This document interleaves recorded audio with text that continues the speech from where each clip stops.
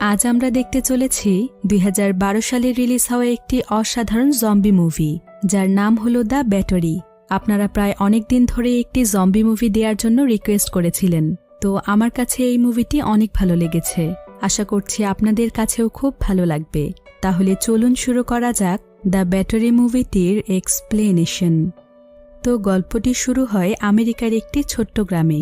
এই সময় পৃথিবীতে ভয়ানকভাবে জম্বি ভাইরাস ছড়িয়ে পড়েছিল, যার ফলে গ্রাম এবং শহরের সকল মানুষই জম্বি হয়ে যায়। এখন আমেরিকার একটি ছোট্ট গ্রামে শুধুমাত্র দুজন মানুষই সারভাইভ করছে, যার মধ্যে একজনের নাম বেন এবং আরেকজনের নাম মিকি। তারা দুজনেই হলো বেসবল প্লেয়ার। বেন ছিল অনেক সাহসী একজন মানুষ, অন্যদিকে মিকি তার একদম বিপরীত। সে ছিল অনেক ভীতু প্রকৃতির। তার দ্বারা কখনো কোনো জম্বিকে মারা সম্ভব নয়। প্রায় সময়ই বেন মিকিকে জম্বিদেরকে মারা শেখাতে চায়, কিন্তু এ বিষয়ে মিকির কোনো আগ্রহ নেই। তারা দুজন মিলে প্রতিদিন সারা গ্রামে ঘুরে বেড়ায় আর আশেপাশে থাকা বাড়িগুলোতে প্রবেশ করে। আসলে তারা এই বাড়িগুলোর মধ্য থেকে সারভাইভ করার জন্য বিভিন্ন প্রয়োজনীয় জিনিস সংগ্রহ করে থাকে। মাঝে মধ্যে তারা ক্লান্ত হয়ে গেলে রাস্তার মাঝখানেই শুয়ে পড়ে, আবার নদীর কিনারায় গিয়ে পাথর নিক্ষেপ করে খেলা করে। কোনো কারণ ছাড়াই সারাদিন তারা ঘুরে বেড়ায়, আবার কখনো কখনো সূর্যের আলোতে বিশ্রাম নেয়। এমনকি তারা জঙ্গলের মধ্যে গিয়ে বেসবল খেলে, সেই সাথে মাছও শিকার করে। এভাবেই তাদের দুজনের সময় কেটে যায়। একদিন তারা সেখানকার জঙ্গলের মধ্যে বেসবল খেলছিল। হঠাৎ করেই বেন সেখানে একটি গাড়ি দেখতে পায়, আর সে তার বন্দুক হাতে নিয়ে গাড়িটির দিকে এগিয়ে যায়। গাড়িটির মধ্যে একটি জম্বি বসা ছিল। বেনকে দেখতে পেয়ে জম্বিটি গাড়ি থেকে বাহিরে নেমে আসে, আর সে বেনের উপর আক্রমণ করার চেষ্টা করে, কিন্তু সঙ্গে সঙ্গেই বেন জম্বিটিকে গুলি করে মেরে ফেলে। এরপর সে সেই গাড়িটির মধ্যে প্রবেশ করে গাড়িটিকে চালু করার চেষ্টা করছিল। এমন সময় সেখানে মিকি চলে আসে, আর ঠিক তখনই গাড়িটি স্টার্ট হয়ে যায়। এতে তারা দুজনেই অনেক খুশি হয়। মিকি তখন দৌড়ে গিয়ে গাড়িতে চড়ে। তারা গাড়িটিকে নিয়ে সেখান থেকে চলে যায়, আর আশেপাশে থাকা সমস্ত গ্রাম শহর সব জায়গাতেই তারা ঘুরে বেড়ায়। আসলে তারা তো এতদিন সবখানেই পায়ে হেঁটে ঘুরে বেরিয়েছে, কিন্তু এখন যেহেতু তারা একটি গাড়ি পেয়েছে, তাহলে ঘুরে বেড়ানোর সুযোগটি কি আর মিস করা যায়? মিকি এবং বেন অনেক এনজয় করছিল, কিন্তু হঠাৎ করেই মিকি গাড়িটির উপরে একটি দরজা দেখতে পায়। ঘুরতে ঘুরতে তারা একটি বাড়িতে চলে আসে, আর এই বাড়িটি হলো মিকির গার্লফ্রেন্ড বেলার। এখন এই বাড়িতে কেউই থাকে না, তাই বাড়িটি সম্পূর্ণ ফাঁকা ছিল। মিকি প্রথমে তার গার্লফ্রেন্ডের বেডরুমে আসে, আর সেখানকার ডয়ারের মধ্যে সে কয়েকটি সিডি খুঁজে পায়। এরপর সেই সিডিগুলোর সাহায্যে সে গান শুনতে শুরু করে। আসলে মিকি গান শুনতে অনেক পছন্দ করত, তাই সে সব সময় তার কানের মধ্যে একটি হেডফোন লাগিয়ে রাখত। মিকি আবার সব সময় পরিষ্কার পরিচ্ছন্ন থাকতে পছন্দ করে, অর্থাৎ সে সব সময় স্মার্ট থাকতে চায়। এরপর মিকি ২ নম্বর ড্রয়ার চেক করে, আর সেখানে সে কিছু পোশাক এবং পারফিউম খুঁজে পায়। মিকি তখন এগুলোকে তার সঙ্গে রাখে। হঠাৎ করেই মিকির সেখানকার আয়নার উপর চোখ পড়ে, যেখানে তার গার্লফ্রেন্ডের কয়েকটি ছবি লাগানো ছিল। সে সেখান থেকে তার গার্লফ্রেন্ডের একটি ছবি নিয়ে নেয়। অন্যদিকে আমরা বেনকে দেখতে পাই, যে কিনা সেই বাড়িতে সারভাইভ করার জন্য প্রয়োজনীয় জিনিস খুঁজছে। বেন পুরো বাড়িতে তল্লাশি চালায়। অবশেষে সে সেখান থেকে একটি চেয়ার এবং একটি পেট্রোলের বোতল নেয়। তারা এই বাড়িটির মধ্যে টুথপেস্ট এবং ব্রাশ খুঁজে পায়, ফলে প্রায় অনেক দিন পর তারা ব্রাশ করে। কিছুক্ষণ পর তারা দুজনেই তাদের গাড়িটিকে ভালোভাবে দেখতে থাকে। বেন এখানে দেখতে পায় গাড়ির সিটগুলোকে ফোল্ড করা যাচ্ছে, আর ফোল্ড করার পর সেখানে দুজন মানুষের শোয়ার মতো জায়গা তৈরি হচ্ছে।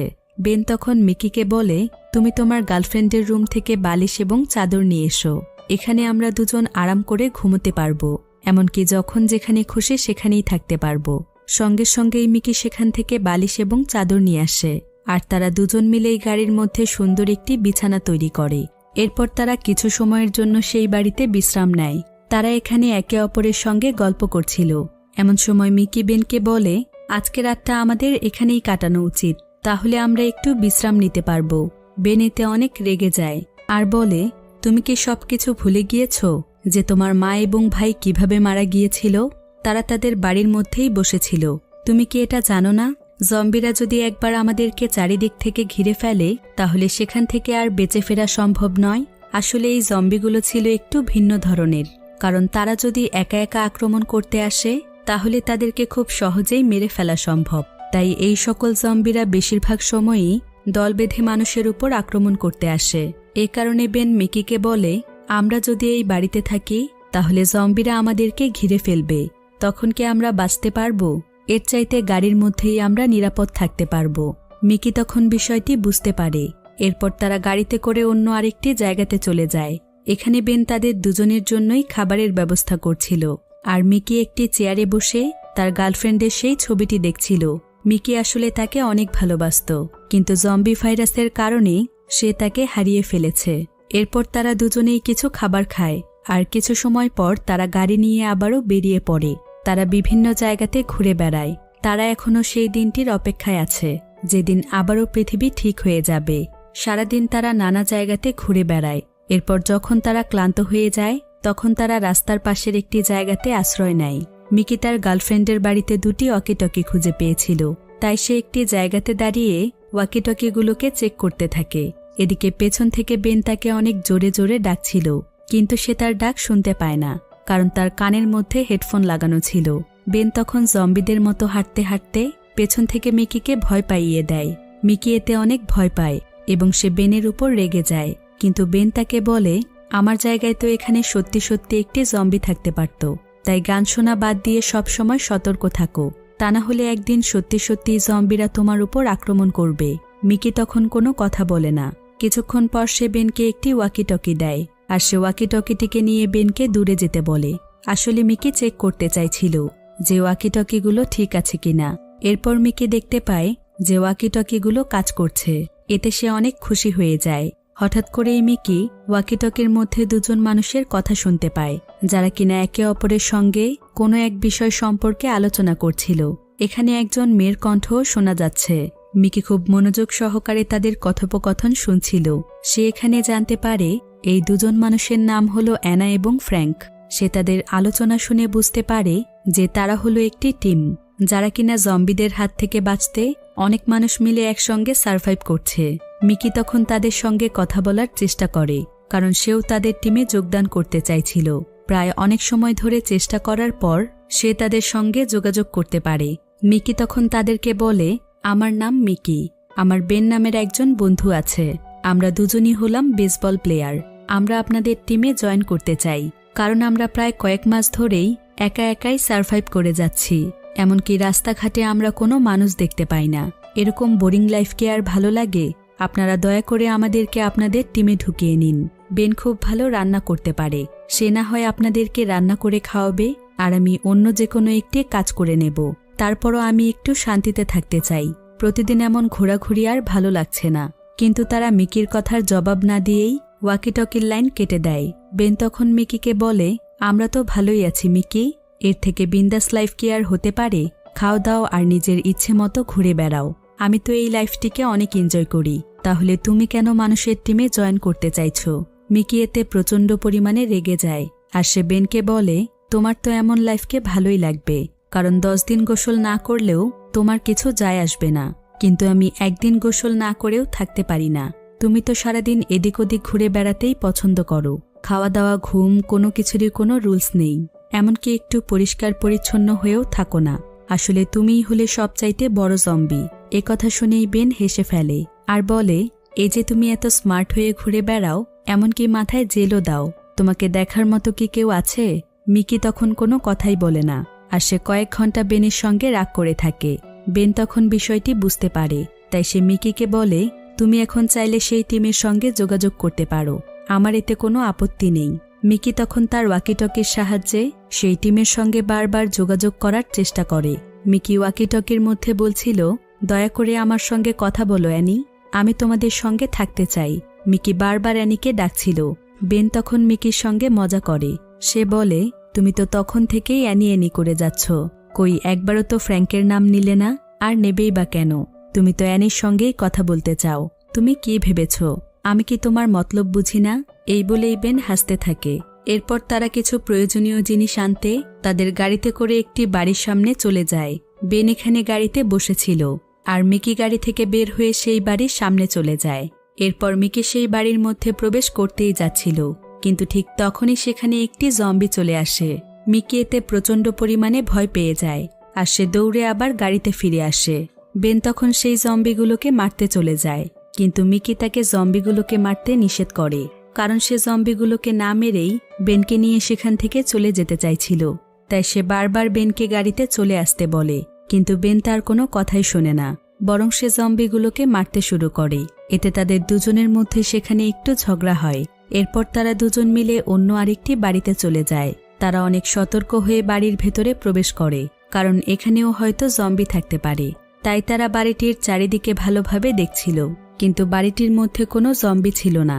বেন তখন নিশ্চিন্ত হয়ে সেখানকার একটি সোফায় বসে পড়ে। মিকি তখন বেনকে বলে, আমি আর তোমার কোনো কথা শুনব না, আজকে রাতটা আমি এখানেই থাকব।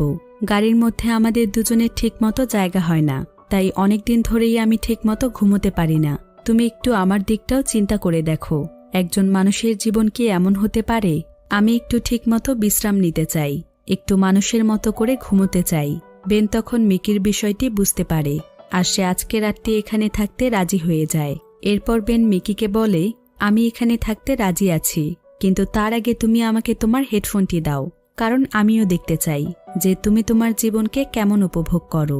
মিকি তখন বেনকে হেডফোনটি দিয়ে ঘরের মধ্যে চলে যায়, আর সে তার ওয়াকিটকির মাধ্যমে অ্যানির সঙ্গে আবারও যোগাযোগ করার চেষ্টা করে। প্রায় অনেক সময় ধরে চেষ্টা করার পর মিকি অ্যানির কাছ থেকে রেসপন্স পায়। অ্যানি এখানে তাকে বলে, তুমি আমাদের সঙ্গে কখনো যোগাযোগ করার চেষ্টাও করো না, তাহলে এর পরিণাম কিন্তু ভালো হবে না।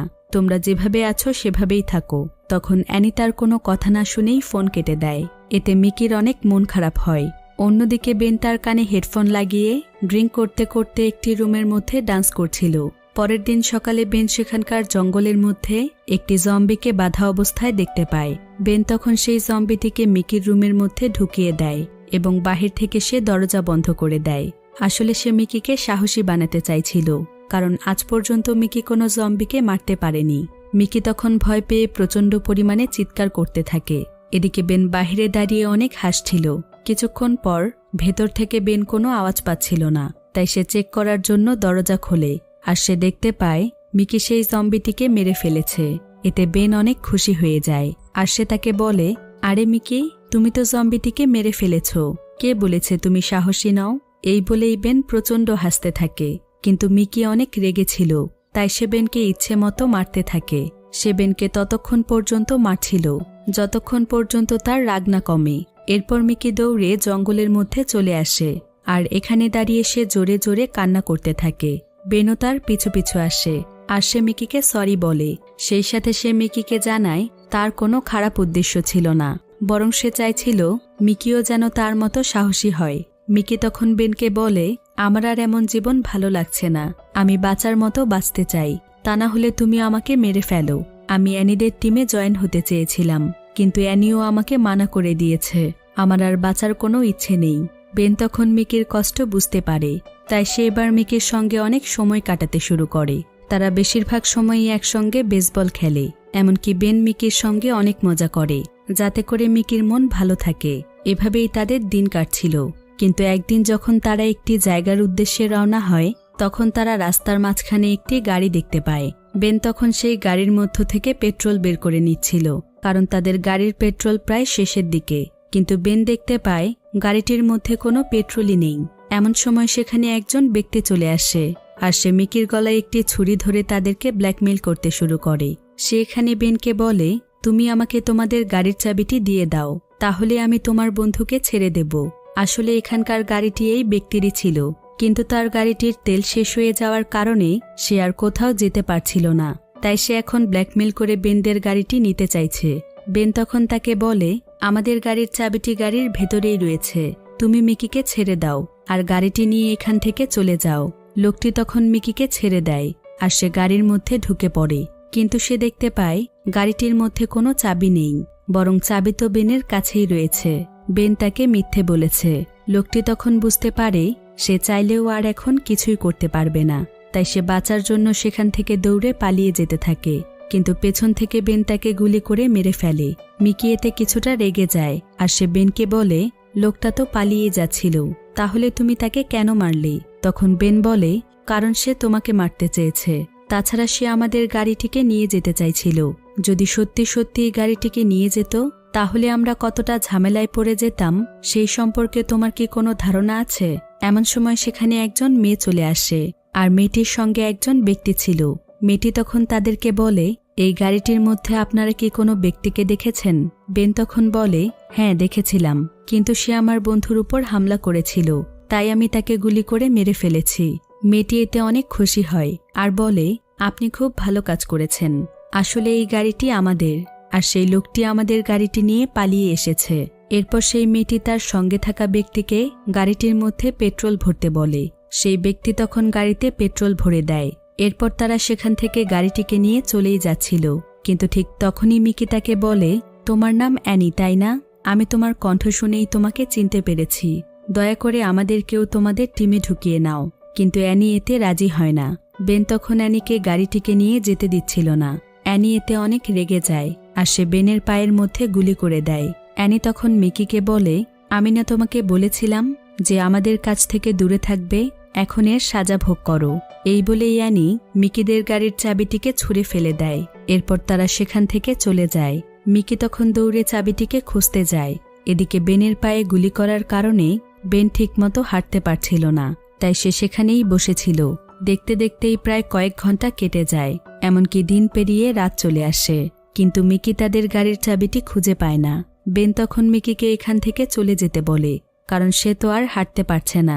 কিন্তু মিকি তাকে রেখে কোথাও যাবে না, তাই সে বেনের সঙ্গে আজ রাতটা গাড়িতেই কাটাতে চায় এবং সে বেনকে জানায় সকাল হলে সে আবারও গাড়ির চাবি খুঁজবে। এরপর তারা দুজনেই গাড়ির মধ্যে ঘুমিয়ে পড়ে, কিন্তু মধ্যরাতে তারা দুজন অদ্ভুত ধরনের আওয়াজ শুনতে পায়। আর যখন তারা চেক করার জন্য লাইট অন করে, তখন তারা দেখতে পায় একদল জম্বি তাদের দিকে ধেয়ে আসছে। ফলে তারা দুজনেই অনেক আতঙ্কিত হয়ে পড়ে। এরপর তারা গাড়ি থেকে নামতেই যাচ্ছিল, কিন্তু ততক্ষণে জম্বিরা তাদেরকে ঘিরে ফেলেছে। তারা তো এখন চাইলেও আর এখান থেকে পালাতে পারবে না, তাই তারা কোনোমতে গাড়ির মধ্যেই রাত কাটায়। কিন্তু সকাল হয়ে গেলেও জম্বিরা সেখান থেকে যায় না। এভাবে পুরো দিন কেটে যায়, কিন্তু জম্বিরা সেখান থেকে এক পাও নড়ছিল না। মিকি এবার অনেক বিরক্তি বোধ করছিল, কারণ এই জম্বিদের শরীরে অনেক রক্ত লেগে আছে, আর মিকি এগুলো একদমই পছন্দ করে না। তাই সে তার চোখ বন্ধ করে রাখছিল। কিন্তু কতক্ষণই বা এভাবে থাকা যায়? বেন তখন একটি বুদ্ধি বের করে। সে গাড়ির মধ্যে থাকা কয়েকটি কাপড়কে পর্দার মতো করে ব্যবহার করে, যাতে করে জম্বিদেরকে দেখা না যায়, আর জম্বিরাও তাদেরকে না দেখতে পেয়ে সেখান থেকে চলে যায়। কয়েক ঘন্টা পর তারা বাহিরে কোনো আওয়াজ পাচ্ছিল না। বেন তখন মিকিকে বলে, জম্বিরা হয়তো এখান থেকে দূরে চলে গিয়েছে, এটাই সুযোগ। এখনই তুমি চাবি খুঁজতে যাও, তবে তুমি যদি চাবিটি না খুঁজে পাও তাহলে তুমি আর ফিরে এসো না, সেখান থেকে চলে যেও, কারণ জম্বিরা কিন্তু আবার ফিরে আসবে। আমি তো আর এখান থেকে পালাতে পারবো না। আমার জন্য তুমি তোমার জীবনকে হুমকির মুখে কেন ফেলবে? তাই আমার চিন্তা বাদ দিয়ে তুমি চলে যেও। মিকি তখন তাকে বলে, তুমি কোনো চিন্তা করো না, আমি চাবি নিয়েই ফিরে আসব। এরপর মিকি গাড়ির উপরের দরজা দিয়ে বেরিয়ে যায়, আর বেন এখানে তার ফিরে আসার অপেক্ষা করে। এভাবে প্রায় কয়েক ঘন্টা সময় কেটে যায়, কিন্তু মিকির কোনো খবরই ছিল না। বেন এতে অনেক চিন্তিত হয়ে পড়ে, কারণ তার কাছে মনে হচ্ছিল কোনো জম্বি হয়তো মিকির উপর আক্রমণ করে দিয়েছে। কিন্তু ঠিক তখনই গাড়িতে মিকি ফিরে আসে। বেন তখন তাকে বলে, তুমি কি চাবি খুঁজে পেয়েছ? তখন মিকি বলে, আমার হাতে একটি জম্বি কামড় দিয়েছে, তুমি আমাকে বাঁচাও বেন, আমি জম্বি হতে চাই না। বেন তখন তাকে বলে, তুমি এটা কি করে ফেলেছ?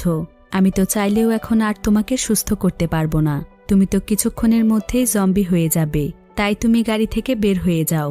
কিন্তু মিকি কিছুতেই সেখান থেকে যেতে চাইছিল না, তাই বেন বাধ্য হয়ে মিকিকে গুলি করে দেয়। ফলে সঙ্গে সঙ্গেই মিকি মারা যায়। মিকির জন্য বেনেরও অনেক খারাপ লাগছিল, কিন্তু এটা ছাড়া তো আর কোনো উপায় ছিল না, কারণ মিকি তো এমনিতেও কিছুক্ষণ পর জম্বি হয়ে যেত। বেন কিছু সময়ের জন্য একদম নিস্তব্ধ হয়ে যায়, কারণ এই পৃথিবীতে এখন তার কেউ নেই। সে আজ একদম একা হয়ে গিয়েছে। বেন তার চোখের সামনে মিকির লাশ সহ্য করতে পারছিল না।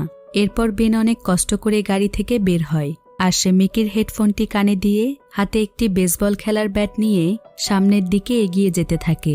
তার পেছনে অনেকগুলো জম্বি ছিল, কিন্তু বেন খুব ভালো করেই জানে যে এই জম্বিরা তাকে আর ধরতে পারবে না, কারণ সে তাদের কাছ থেকে অনেক দূরে চলে এসেছে। তাই বেন তার মনে আত্মবিশ্বাস নিয়ে সামনের দিকে এগিয়ে যেতে থাকে।